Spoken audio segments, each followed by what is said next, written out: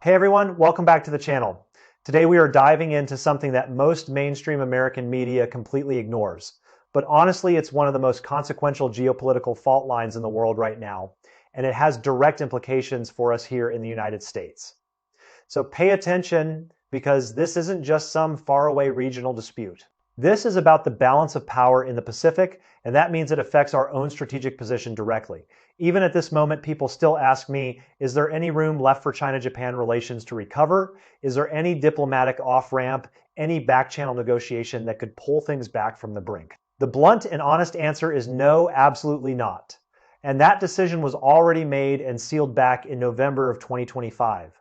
That's when Japanese Prime Minister Sanai Takaichi stood up in the national diet in front of the entire country and the watching world, and openly declared that a Taiwan contingency would constitute an existential crisis for Japan, and she explicitly tied that statement directly to exercising collective self-defense, which is the legal trigger for Japan to use military force overseas. The moment those words left her mouth, the entire trajectory of China-Japan relations changed permanently and irreversibly. There is no going back to the way things were before that speech. None. Now, why do I call this an irreversible strategic rupture? Why is this not just another diplomatic spat or a temporary bump in the road?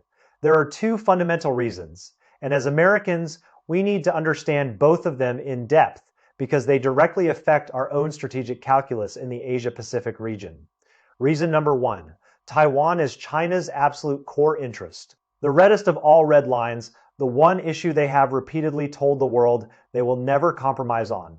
They've made that crystal clear for decades through multiple administrations, in official white papers, and in countless diplomatic statements, by defining China's internal domestic affair. Because make no mistake, from Beijing's perspective, Taiwan is an internal matter as a survival-level security threat to Japan itself. Tokyo is essentially announcing to the entire world that it is prepared to use military force to actively block Chinese unification.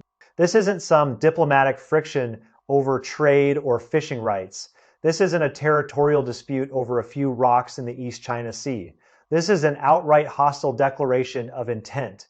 When one nation reaches into another country's sovereign heart and publicly states, "We will break your territory apart by force if necessary," the entire political foundation for peaceful bilateral relations completely collapses. This is a matter of principle. There is no compromise, no gray area, no room for negotiation, no backroom deal that can paper over this. And from an American perspective, we have to recognize that when Japan takes this position, it's not acting as a neutral balancer or a cautious ally. It's drawing a very clear, very sharp line in the sand, and it's dragging us closer to that line with every passing day. Reason number two, Takaichi's statement was never just one politician running her mouth or some off-the-cuff remark. This was a calculated, carefully staged public unveiling of Japan's resurgent militarist ideology that has been building momentum for years. Let's trace the trajectory carefully. From Shinzo Abe ramming through the new security legislation and unshackling collective self-defense back in 2015 to the continuous military expansion year after year to the ballooning defense budgets that now push well past 1% of GDP. To the systematic dismantling of the purely defensive doctrine that Japan has officially adhered to for decades. Japan's militarist revival is no longer some undercurrent or whispered concern among analysts. It is out in the open, proudly displayed on the main stage, with senior officials openly talking about preemptive strike capabilities and power projection. By framing the Taiwan issue as a matter of Japan's own survival, the real underlying goal is to use this external crisis as convenient leverage to completely remove all remaining constitutional and political military constraints and lay the groundwork for Japan to re-emerge as a full-spectrum power projection capable of external military expansion beyond its own borders. Now, China has a very long, very painful, and very vividly remembered history with Japanese militarism.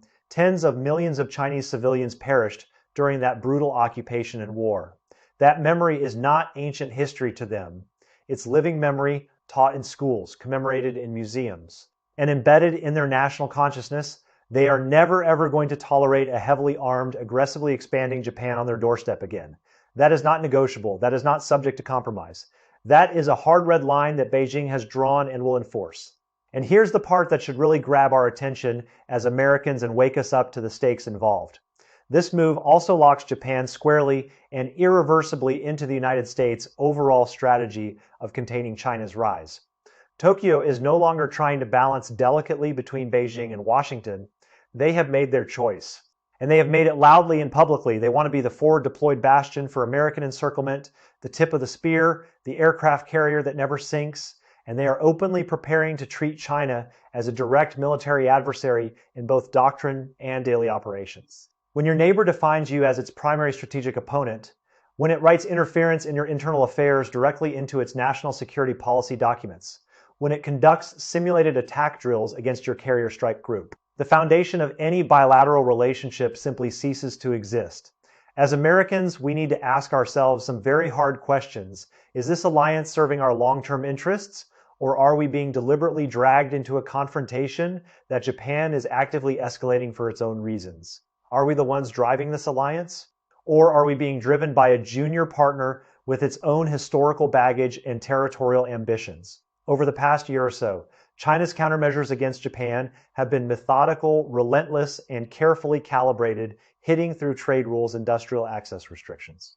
Diplomatic pressure at every multilateral forum, each move carefully aimed at Japan's most vulnerable economic and strategic weak spots.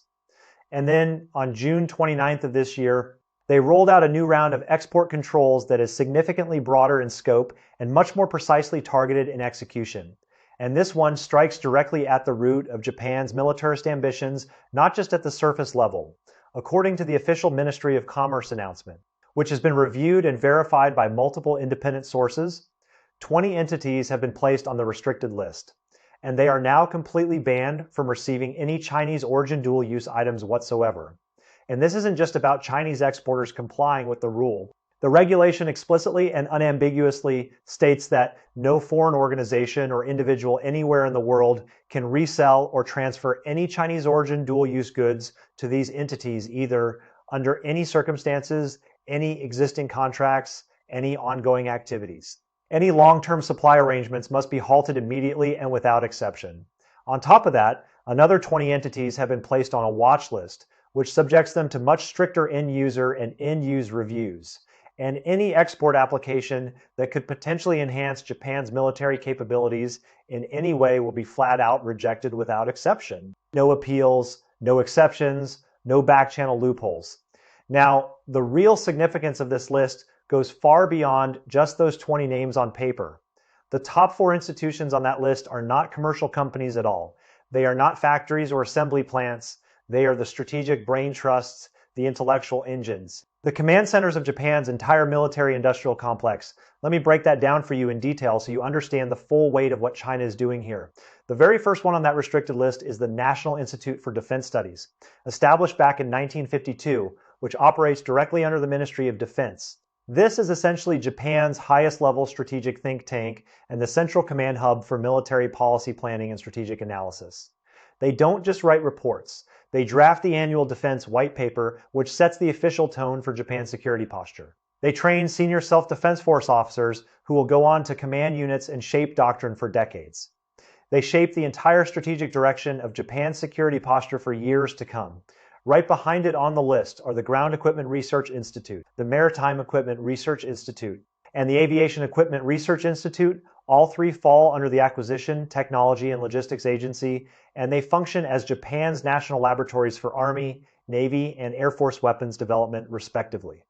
Next-generation fighter aircraft, major surface combatants, land-based combat systems, missile defense integration, underwater warfare technologies, all the frontier technology research is driven exclusively by these 3 institutes. By directly targeting the top research and development layer, China is effectively cutting off Japan's access to Chinese origin dual-use technologies. Advanced industrial materials, precision electronic components, and specialized manufacturing equipment at the very source choking Japan's military technological upgrade pathway before it can even get started, before it can even move from the drawing board to the prototype stage. But it doesn't stop at the top research layer, because Beijing has clearly done their homework. This list is carefully designed to achieve full industrial chain coverage across Japan's entire military production ecosystem from top to bottom. They've included Mitsubishi Heavy Industries and Mitsubishi Electric, which together form Japan's #1 defense contractor network by any measure, and extended the restrictions all the way to Kawasaki Heavy Industries, Aichi, and other giants in aviation and naval construction, plus precision machining shops, aviation maintenance facilities, and electronic sensor suppliers all the way down the supply chain to the smallest specialized component makers. So from policy research to equipment development, from component manufacturing to final assembly, from logistics to sustainment and maintenance, Japan's entire military-industrial web is now being systematically locked down step by step, layer by layer, with surgical precision. Now, some of you might be thinking, can a few export controls on dual-use items really have that kind of massive structural impact on a major industrial power like Japan? To fully understand that, you have to appreciate Japan's unique civilian-military fusion model, which is different from almost any other advanced industrial country. Japan does not operate any state-owned arsenals or government-run weapons factories. All military equipment, research and development, production are outsourced to private civilian corporations. Companies like Mitsubishi and Kawasaki are massive industrial conglomerates, where civilian and military production are so deeply integrated that huge quantities of civilian-grade technologies, materials, and components can be directly repurposed for weapon systems with relatively little modification or adaptation. The term dual-use items covers everything from high-end industrial materials like specialty steels and composites, to precision electronic components like semiconductors and sensors, to specialized processing equipment like multi-axis machine tools, to advanced industrial software for design and simulation, all of which have both legitimate civilian applications and direct immediate military uses. And here's the critical part that most people miss. China has now built overwhelming industrial dominance across many of these mid to high-end supply chains over the past 2 decades. So Japan's entire industrial base, civilian and military alike, is heavily and structurally dependent on Chinese inputs that cannot be easily replaced by domestic production or by sourcing from other countries. This countermeasure is not about cutting all bilateral trade. That would hurt China too. It's about precision dismantling, slowly and systematically tightening the noose around Japan's resurgent militarism, step by careful step, and blocking every conceivable channel that could feed military applications either directly or indirectly. You want to rearm and expand. Then you don't get to use Chinese technology, Chinese components, or Chinese manufacturing capability to do it. Today, it's 20 entities on the restricted list. Tomorrow, it could be 40, 60, 100, or 200 moving systematically up and down the supply chain until Japan's external military supply lines are completely severed from Chinese sources. To put it bluntly, and without exaggeration, this is about starving Japanese militarism into impotence from the material base upward. Without reliable supplies of industrial raw materials, without key precision components that only China produces at scale, without critical technical support and software updates, without access to Chinese rare earth elements and specialty alloys, all those grand expansion plans for a larger navy, a more capable air force, and a more lethal army become castles in the air, ambitious on paper but impossible to execute in reality. Japan's industry is certainly advanced and technologically sophisticated. Nobody denies that, but it is not fully self-sufficient across the entire industrial chain, and no modern industrial country is cut off the Chinese supply chain. And Japan's military research and development production costs will spike dramatically beyond sustainable levels. Project timelines will stretch indefinitely from months to years or even decades. Quality will suffer without reliable material sources, and many next-generation weapons programs simply won't be feasible at all without Chinese inputs. This strike hits the most vulnerable pressure point in Japan's military-industrial complex, and it hits hard with lasting consequences. Now, facing this relentless, precision-targeted, and escalating pressure campaign from Beijing, Japan is left with only 2 possible strategic paths forward, and neither is comfortable. Either dial back its militarist ambitions substantially, return to a genuine peaceful development trajectory that respects China's core interests, and rebuild trust from the ground up, or double down, accelerate the military buildup, and take a strategic gamble that could spiral into outright confrontation. And looking at historical patterns, institutional momentum, and the current domestic political climate in Japan, the risk of the latter option, the gamble, is increasing day by day, week by week. Japan has a long and well-documented historical tradition of risky asymmetric gambles. Every single time they have felt they cannot match an adversary's strength head-on but are unwilling to accept strategic subordination or diplomatic compromise, they have tended to resort to extreme, preemptive strikes that catch their opponents off guard. Think back to 1941 with Pearl Harbor against the United States, and think back to 1904 with Port Arthur against Russia. That pattern is deeply embedded in Japan's strategic culture, and it has not gone away. Just recently, Japan's Maritime Self-Defense Force, while shadowing the Chinese Liaoning carrier strike group in waters that both sides claim, conducted what can only be described as simulated attack drills, dangerous close in maneuvering directly into the carrier's navigation path. Persistent fire control radar lock-ons that are considered acts of aggression in naval protocols, and low-altitude fighter flyovers that buzz the Chinese formation. They completed a full tactical strike sequence from detection to targeting to simulated weapons release. That goes far beyond normal surveillance or intelligence gathering. That is outright tactical provocation, and it is effectively a live fire dress rehearsal for actual combat operations in a real wartime scenario. This is a very dangerous signal, and as Americans, we should not ignore it or dismiss it as just posturing. Japan is no longer satisfied with just waving the flag behind the United States and playing a supporting role. They are now actively poking the bear on their own initiative, deliberately testing China's limits through maximum military pressure, and perhaps even attempting to replicate their historical pattern of preemptive opportunism by creating a crisis that forces a decisive confrontation on their own terms. So we have to maintain a very high level of alert and situational awareness, because this is not a theoretical exercise. China does not start trouble. That has been their consistent public position for decades, but they have made it abundantly clear through both words and actions that they are not afraid of trouble either. Beijing is willing to be a good neighbor and a reliable trading partner, but only on the condition that the other side respects China's core interests, particularly on Taiwan, and stays firmly on a peaceful development path without militarist provocations. If Japan mistakes China's strategic restraint for weakness or its goodwill for gullibility, and actually takes that fateful strategic leap in the Taiwan Strait or the East China Sea, then the response will not be a limited one, a proportional one, or a diplomatic one. It will be a full historical reckoning that leaves no ambiguity. Let's put this in proper historical perspective so we understand the stakes back when China was weak, divided, and technologically backward. They still fought 14 long, bloody, brutal years of total war to break Japanese militarism and drive it back to its home islands. They paid an enormous price in blood and treasure, but they ultimately prevailed. Today's China is fundamentally different in every measurable dimension: their comprehensive national power, their military capabilities across all domains, and their technological level are more than sufficient to deliver a decisive, overwhelming blow when the moment demands it. If Japan wants to roll the dice on a strategic gamble, they should not be surprised when Beijing settles both old historical accounts and new provocations in one single, decisive stroke and leaves them no chance to turn back, no escape hatch, no face-saving exit. Now, let's not forget the legal and treaty dimension here, because it matters. Japan's wartime occupation and aggression caused catastrophic devastation to China. Tens of millions of Chinese civilians and soldiers perished.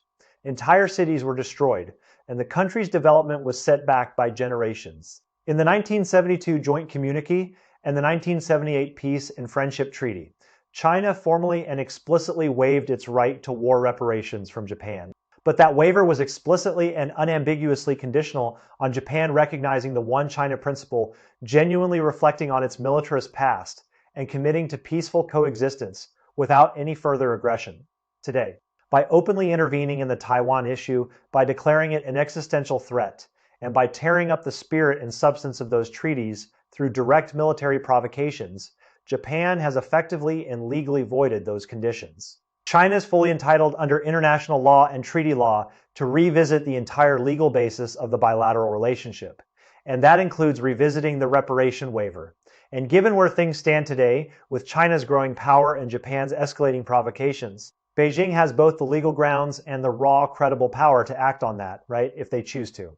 At the end of the day, China's longstanding mantra remains, we do not strike first, but if we are struck, we will strike back with everything we have, without hesitation and without limitation. If Japan refuses to pull back from this militarist road, if it keeps accelerating toward confrontation, despite clear warnings, then total strategic collapse and military defeat is the only destination at the end of that path.